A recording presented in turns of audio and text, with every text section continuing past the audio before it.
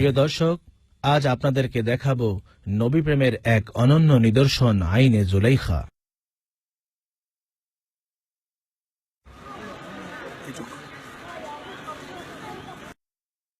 দর্শক, আমরা এখন আপনাদেরকে নিয়ে যাচ্ছি সেই নমরুদের মেয়ের চোখের পানি সৃষ্ট যে ছোট্ট লেক, সেই লেকে আপনাদেরকে বলে রাখি, নমরুদের মেয়ের নাম ছিল হচ্ছে জুলাইখা। এখানে একটা সাইনবোর্ড দেখতে পেলাম, আমার লেখা আছে বুহাইরাতু আইনে জুলাইখা, অর্থাৎ জুলাইখার চোখের পানির মাধ্যমে সৃষ্ট ছোট সমুদ্র। বুহাইরা মানে হচ্ছে ছোট সমুদ্র।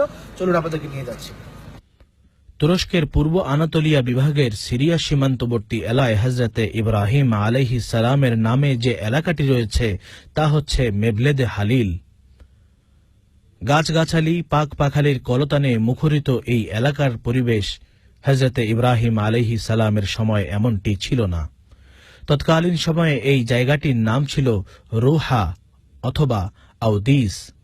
এখানে জালিম বাদশাহ নমরুদের দখলে থাকা এই জনপদে তার প্রতিপক্ষ সত্যের কান্ডারি হযরতে ইব্রাহিম আলাইহিস সালাম জন্মগ্রহণ করেন। নমরুদ যখন হযরতে ইব্রাহিম আলাইহিস সালামকে আগুনে ফেলে মারার জন্য এই জায়গায় বৃহৎ অগ্নিকুণ্ড প্রস্তুত করেছিল, তখন এখানে ঘটে যায় আরেকটি অভূতপূর্ব ঘটনা। এই সেই নহর যা হযরতে ইব্রাহিম আলাইহিস সালাতু ওয়াস সালামের প্রতি ভালোবাসার নজির হিসাবে নমরুদ কন্যা জুলাইখার অশ্রু হতে তৈরি হয়, যা এখন বাঁধানো পুকুর হিসাবে আপনারা দেখতে পাচ্ছেন। আল্লাহ রাব্বুল আলামিন হযরতে ইব্রাহিম আলাইহিস সালামকে ভালোবাসার নজির স্থাপন করেছেন বিশ্ববাসীর জন্য। যে দৃষ্টান্তর কথা বললাম তার নাম হচ্ছে আইনে জুলাইখা বা জুলাইখার চোখের পানি। নমরুদের সন্তানদের মধ্যে এক কন্যার নাম ইতিহাসে বলা হয় জুলাইখা। যদিও বাবার ধর্মে দীক্ষিত এক নারী, তথাপিও অন্তরের কোণে সুপ্ত অবস্থায় ছিল হেদায়েতের আলো।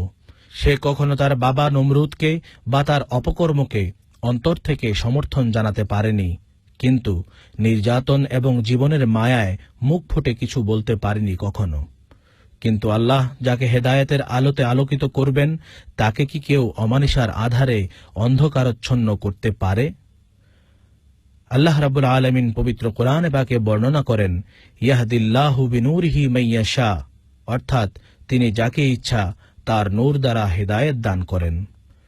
যখন পাপাত্তা নমরুদ তাওহীদের বাণী শুনে হযরতে ইব্রাহিম আলাইহিস সালামকে শাস্তি দেওয়ার মনস্থির করল, তাও সে কি জাতা শাস্তি, একেবারে জ্বলন্ত আগুনে জ্যান্ত পুড়িয়ে মারার শাস্তি।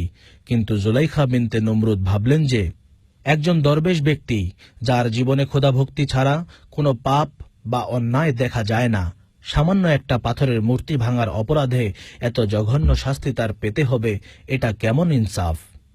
আর যে ধর্মের ধার্মিক রাজা অর্থাৎ জুলাইখার বাবা নমরুদ, সেই ধর্ম কোনোদিন ন্যায় বা শান্তির ধর্ম হতে পারে না। মনে মনে জুলাইখা সিদ্ধান্ত নিয়ে ফেললেন যে তিনিও নবী ইব্রাহিম আলাইহিস সালামের ধর্ম গ্রহণ করবেন। নবী মিলে তো খোদা মিলে, অর্থাৎ নবীকে পাইলে আল্লাহ তাআলাকেও পাওয়া যায়। যখন গগনচুম্বী আগুনের লেলিহান শিখা প্রস্তুত করা হলো, হযরতে ইব্রাহিম আলাইহিস সালামকে নমরুদের সেই প্রাসাদে নিয়ে যাওয়া হলো এবং হাত পা বেঁধে সেই অগ্নিকুণ্ডে নিক্ষেপ করার যাবতীয় ব্যবস্থাপনা শেষ করা হলো। এখন শুধু হুকুম তামিলের পালা। এমনই সময় নমরুদের আপন রক্তের কন্যা সামনে এসে বাধা দিলেন এবং বললেন, আপনি এমন এক নিষ্পাপ মানুষকে এভাবে হত্যা করতে পারেন না। নমরুদের চক্ষু রাগ, ক্ষোভ এবং বিস্ময়ে ফেটে পড়ার উপক্রম হল।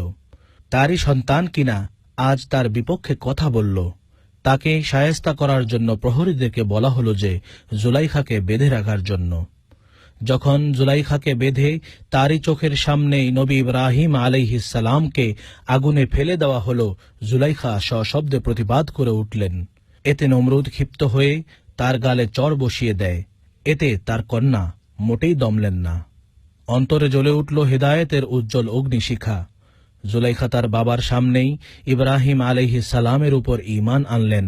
লা ইলাহা ইল্লাল্লাহ ইব্রাহিম খলিলুল্লাহ। এতে নমরুদ আরো চটে গিয়ে তার জল্লাদকে আদেশ দিলেন যে জুলাইখাকে চাবুক মারতে, যতক্ষণ না সে তার পূর্বের ধর্মে ফিরে আসছে।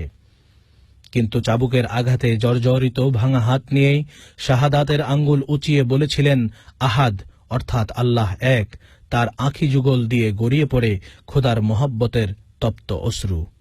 তার এই অবস্থা দেখে নমরুদ তাকে ছেড়ে দেওয়ার নির্দেশ দিল।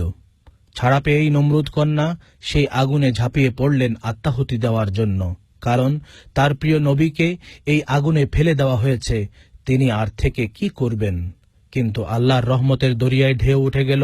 আল্লাহ জুলাইখার চোখের প্রতিটা ফোঁটাকে সম্মান জানিয়ে এখানে একটি সরোবর তৈরি করে দেন।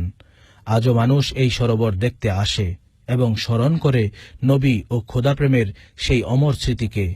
কেউ কেউ বলে থাকেন যে এখানে যে রহমতের পানি আছে তা বিভিন্ন রোগের শেফা বা ঔষধ হিসাবে খুবই উপকারী। আমরা সেখানে বিভিন্ন ধরনের পর্যটক দেখতে পাই, যারা অনেক সকালেই এখানে এসেছেন।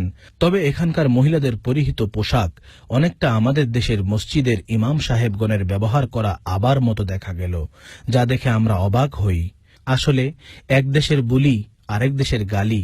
আমাদের দেশে এটি হচ্ছে ইমাম সাহেবদের কালচার, আর এটি হচ্ছে সে দেশের মহিলাদের পরার পোশাক। পরিশেষে আমরা সেখান থেকে বরকত গ্রহণ করে ফিরে চলো আরেক নির্বাচন